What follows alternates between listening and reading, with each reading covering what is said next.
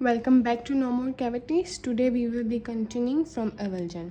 So we already know that avulsion means the knock out of the tooth. It is completely out of the socket. So if there is avulsion, then the treatment depends on the time the tooth is out of the socket. So the first thing is, after avulsion in permanent teeth, we replant the tooth. But in primary teeth, we do not really replant. So the management completely depend on the time the tooth is out of the socket. So if the tooth is out of the socket, but less than 1 hour, the trauma has occurred and you have noticed that the tooth is out of the socket, but it is less than 1 hour, what you will do, first you will ask the dentist. He will advise you that do not touch the root. Do not touch the root of the tooth. Hold it by crown. If the tooth is dirty, wash briefly for 10 seconds. Replace it in the socket or transport it in milk. If replaced, bite gently on the handkerchief to retain it and come to the surgery. So you don't have to touch the root, you have to hold it by crown. If the tooth is dirty, wash it, replace it back into the socket, and what you have to do, you have to gently bite on the handkerchief so it come in proper occlusion. So the best transport medium to store the tooth is its own socket. But if you are not able to put in socket, then you can use milk, which is an effective isomolar medium. Then saliva, then patient sulcus, then normal saline. These are all alternatives, but the best is milk. Do remember, this is BCQ question, that which is the effective transport medium. It is milk. The best is socket, but after socket it is milk. Then after performing after reaching to the surgery, what will the dentist do? The dentist will rinse the tooth with normal saline. Then he will notice the state of root development, then local analgesia, irrigate the socket with saline and remove the clot or any type of the foreign material present in the socket. Push the tooth firmly back into the socket and perform non-rigid functional splint for 14 days. Check the occlusion, then perform the radiographs, baseline radiographs such as periapical or anterior occlusion. After that, you will give systemic antibiotics such as phenoxymethyl penicillin and amoxicillin, chlorhexidine mouthwash and soft diet, and check the tetanus immunization status. What kind of antibiotics we will give? If the patient is greater than 12 years, we will give tetracycline, and if the patient is less than 12 years, we will give amoxicillin and phenoxymethyl penicillin. After giving the immediate surgery, what we will do, we will review.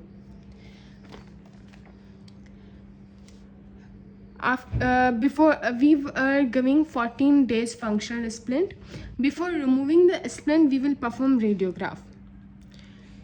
And if there is open apex and the extra time means that the tooth out of the socket is less than 30 to 40 minutes, we will observe.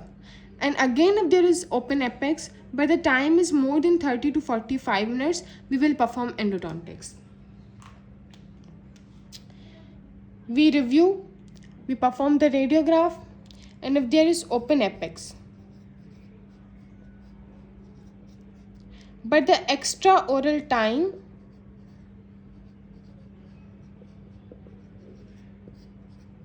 greater than 35 to 40 minutes, less than 35 to 40 minutes. If it is less than 35 to 40 minutes, what we will do, we will observe. And if it is greater, we will perform obviously endodontics. If there is closed apex, in closed apex, you will also perform endodontics. So in endodontics, you will give the initial dressing, which will not be calcium hydroxide but the antibiotic steroid paste. Then what will we do? We will replace subsequent intracanal dressing, which will be non-setting calcium hydroxide paste. Then after every 3 months, we will replace the calcium hydroxide until apical barrier is formed. Then we will form MTA plug and obturate the canal with gataperca or sealer. The same will be performed for closed apex. First the initial intracanal dressing, then subsequent intracanal dressing, which will be non-setting calcium hydroxide paste. Then we will be obturating with gataperca. Then we will review for 1 month. We have not removed the splint because there is open apex and closed apex. Then after performing all the RCT, all the endodontics, we will review for 1 month, then every 3 months, then every 6 months, then for 2 years, and then annually. If there is any type of resorption, we will keep non-setting calcium hydroxide or iodoform paste in the tooth until exfoliation, and we will keep changing it for 6 months. If there is immature tooth and an extra oral time is greater than 30 to 40 minutes, it may undergo pulp revascularization, means blood supply can come back.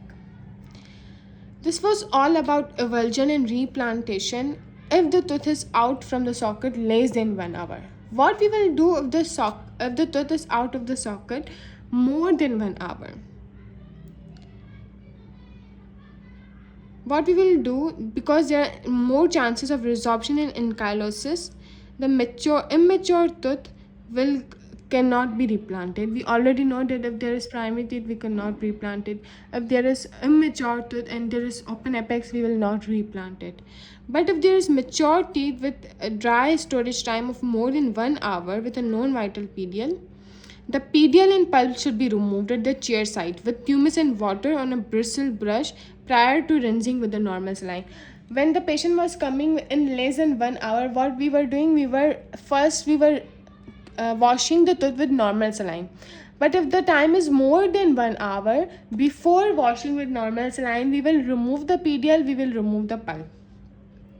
After that, we will obturate, we will perform root canal treatment, we will replant the tooth, and we will splint for 4 weeks. Because the aim of the treatment is to produce the ankylosis. Because if the ankylosis means there is no PDL,